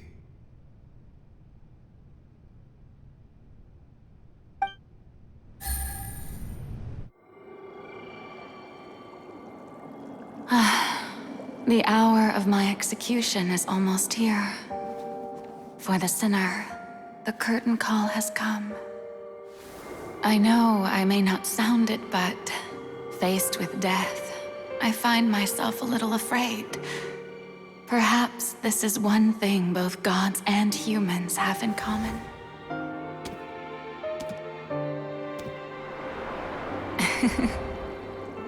Farewell, Neuvillette. I hope you've enjoyed the part you played these 500 years.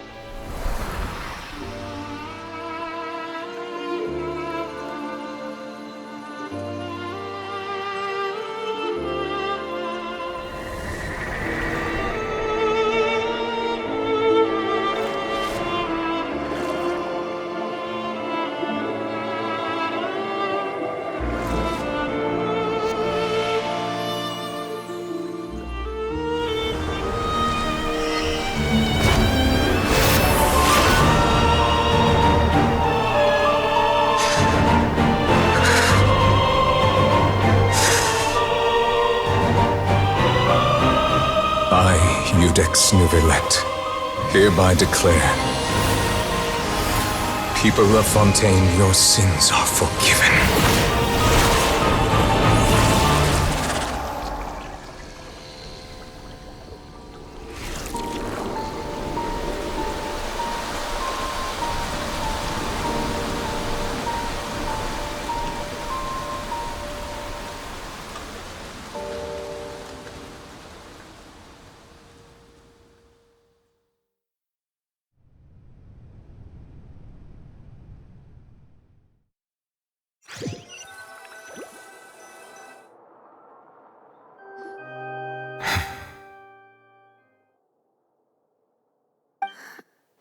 What just happened? Has the death sentence been carried out? Was that bright light some sort of misdirection? I have a feeling that something huge just happened. But since we're all still alive and haven't been dissolved, I assume whatever happened was good for us. It's time to end this. We must mete out punishment to that beast. Didn't you say just a moment ago that it can't be defeated? I have gained the strength sufficient to deal with it. Through certain means, I now have the ability to separate the power of the Primordial Sea from that creature. We should seize the opportunity to pursue our quarry. Traveler, now that the oratories can no longer function, I require an executor to help me mete out justice. The root of the calamities befalling Fontaine, the beast that enacts the prophecy. Its name is the all-devouring Narwhal. Come with me, traveler. The hour of execution has come.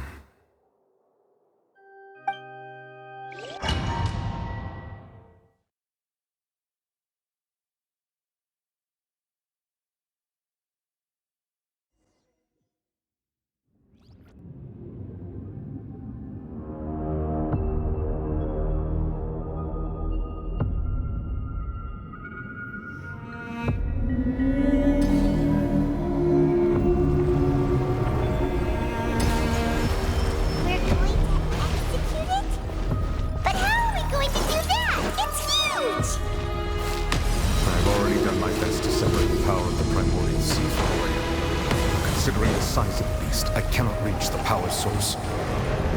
Unless I can find a way to attack it from within. I shall share a part of the ancient dragon power with you. We shall look for an opening together.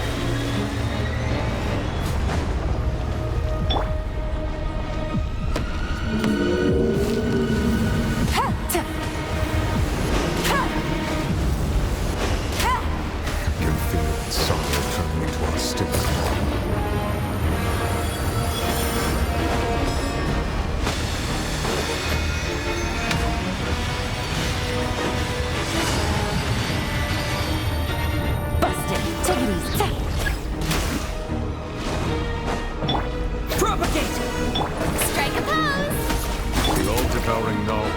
Resist its instinct to devour.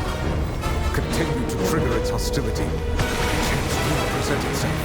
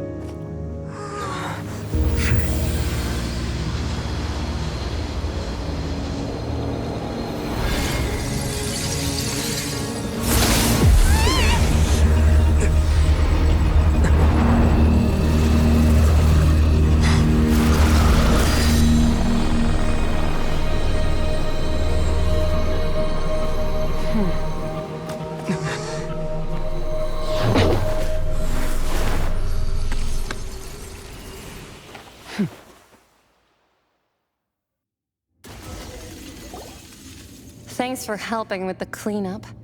It should have been my job, but... oh well. It was just supposed to be a short private training session for me. I didn't think that my disciple and my master's pet would start brawling in the meantime. Well, actually, I had a feeling that it would happen at some point, but they bumped into one another earlier than I thought. What a blunder. I suppose I'll have to swing my sword 3 million times as penance. That power. Who are you exactly? Paimon has an idea. From what she said earlier, she must be Child's master. Skirk, right? It's just that he gave us the impression that she was the less talkative person. I simply did not have anything to say to the weak. But you, on the other hand, managed to defeat the all-devouring narwhal without using power from beyond this world. So you may speak to me as equals. I have to agree. It's a strange use of a planet's primordial waters just to raise an all-devouring narwhal. That kind of power is wasted on it. It's not cooperative. It eats too much.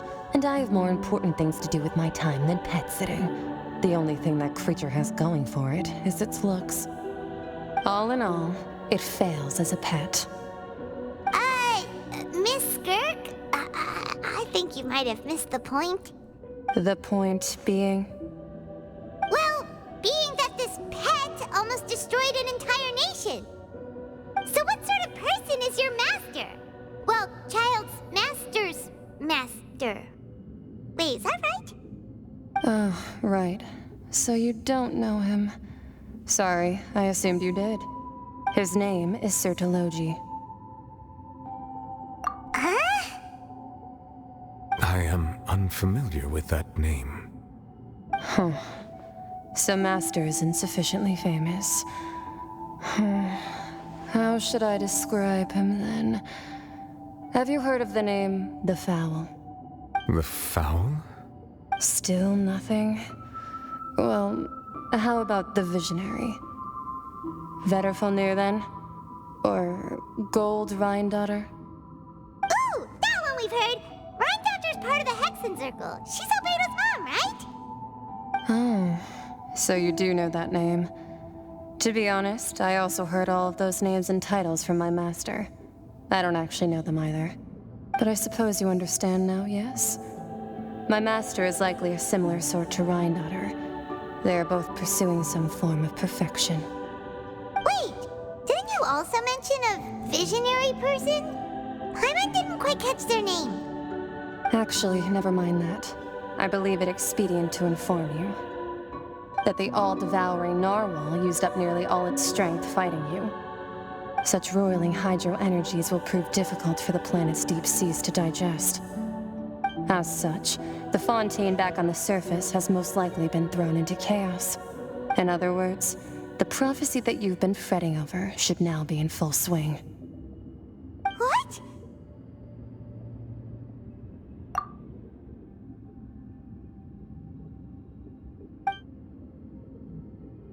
Not to worry. Focalor has already managed to deceive the heavenly principles.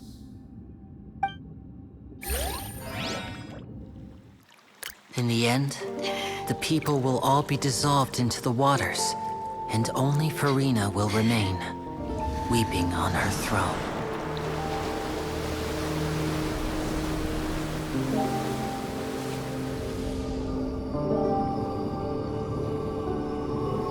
Only then will the sins of the people of Fontaine be washed away.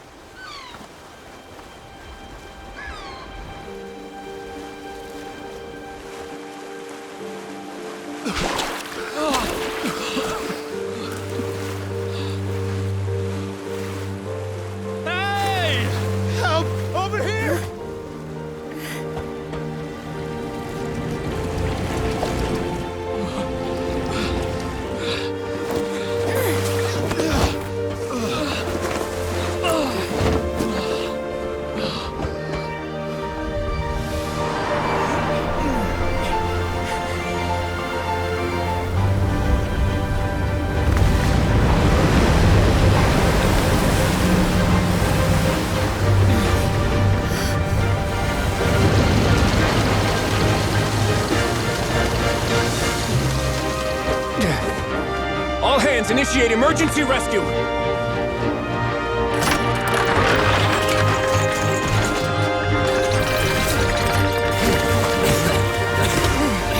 Hurry!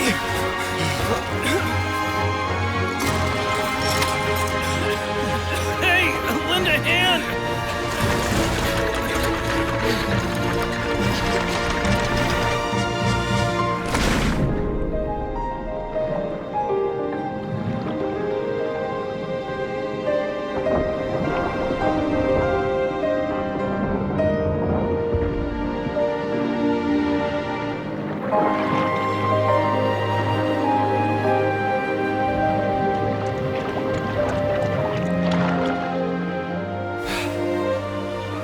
Look!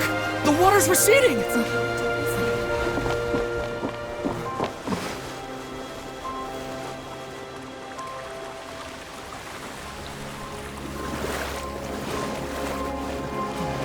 It's a miracle! Water's receding. We didn't dissolve. The prophecy was wrong! The prophecy was wrong!